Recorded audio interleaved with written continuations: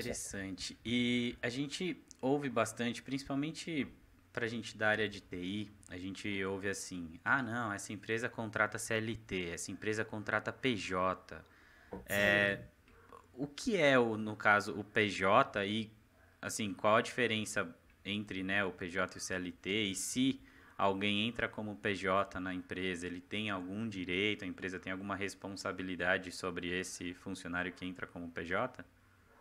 Aí depende muito da forma como é executado o trabalho, como é desenvolvido o trabalho, tá? O funcionário que entra pela CLT, ele tem um contrato de trabalho, tem a sua carteira registrada e ele goza de todos os direitos da CLT, fundo de garantia, recolhimento previdenciário, né? Se tiver algum problema, se a empresa tem benefícios, ele tem plano de saúde, aí vai muito do que ele combinou, mas o CLT normalmente tem esses benefícios garantidos. E o PJ, ele é, o próprio nome diz, uma pessoa jurídica. A pessoa abre uma empresa para poder prestar serviço para o empregador. Aí o que acontece? Por que as empresas contratam PJ? Normalmente para diminuir o custo da, das verbas com os funcionários, né? Porque quando você paga o funcionário, paga férias, 13º, não é só isso. Tem uma série de custos por trás disso tudo, né? Que onera muito a folha de pagamento. A gente ouve muito falar em desoneração de folha de pagamento, né? Então, eles preferem, muitas vezes a empresa prefere contratar o PJ. Só que aí tem um problema.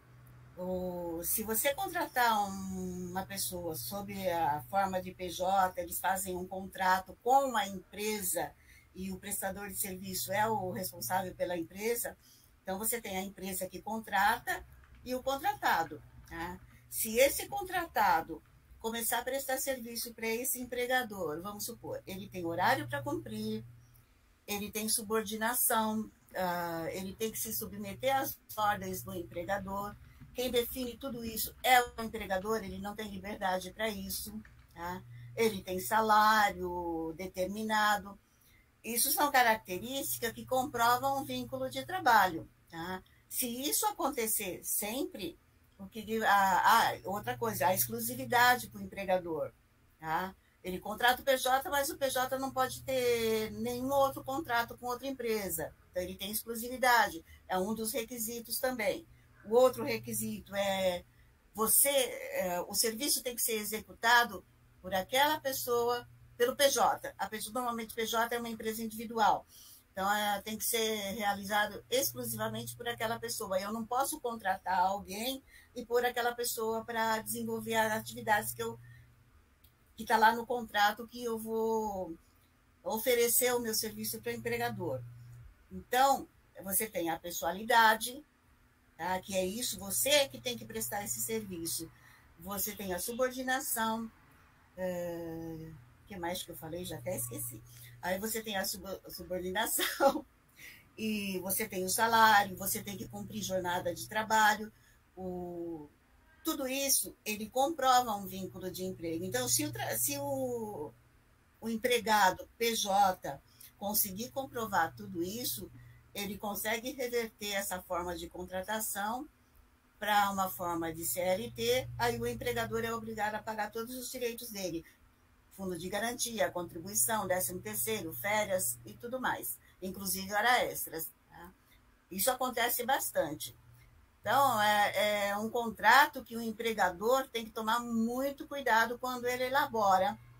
Ele não pode ter exclusividade, e se realmente ele exigir isso tudo, ele está correndo um risco. Aí depende muito da pessoa que foi contratada, né? Se vai ou não entrar com uma ação.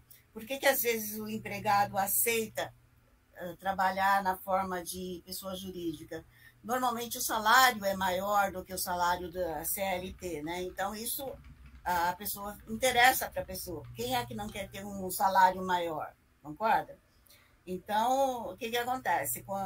As pessoas me perguntam isso, eu falo, olha, se você vai fazer PJ, você tem que ter um salário que, primeiro, você ganhe mais do que você já ganhava como CLT. E que esse salário dê para você pagar os impostos e B, para você pagar a previdência, para você pagar o teu fundo de garantia. Você tem que fazer um depósito, se obrigar a fazer um depósito mensal, como se fosse um fundo de garantia. Então, precisa ter muita disciplina, tá? Para a pessoa trabalhar, para valer a pena para a pessoa contratada como PJ. Ela precisa ser muito disciplinada nesse sentido, porque senão ela vai receber o dinheiro, o salário, ou a remuneração, né? Porque aí no caso não é salário, é uma remuneração. Ela vai receber esses valores e vai fazer o quê? Vai gastar, vai falar, puxa, eu estou ganhando bem mais. Aí chega lá no futuro, ele fala, puxa, eu preciso me aposentar, e agora? Eu não contribuí durante 10 anos. Um exemplo, né? Estou dando um exemplo. Às vezes a pessoa não contribuiu durante 10 anos.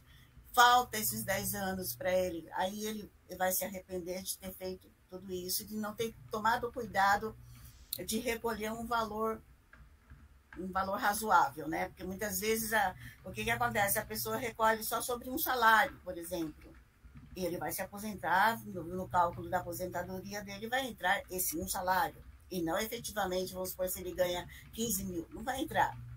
Não entra, na verdade, nem entra os 15 mil, a Previdência tem um teto, né? Hoje está acho que em 6 mil e alguma coisa. Então, ela sempre limita esses 6 mil.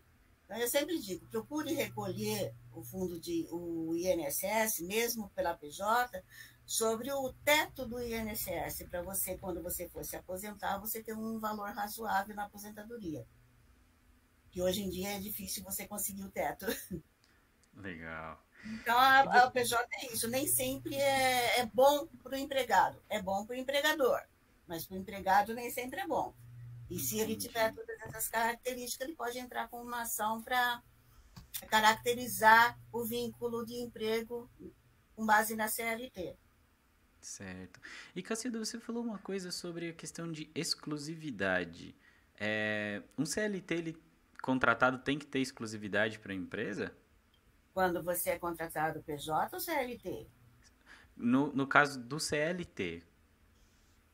Teve mudanças na CLT agora, que você tem várias modalidades de contrato de trabalho, que, vou ser sincera com você, eu ainda não memorizei tudo isso, mas você tem, se não me engano, o trabalho intermitente, que você fica, a empresa liga para você, você pode trabalhar. Então, aí você pode trabalhar para outra empresa, mas é um tipo de contrato de trabalho, não é o contrato integral, não. Você tem a jornada de trabalho de 8 horas diariamente, você entendeu?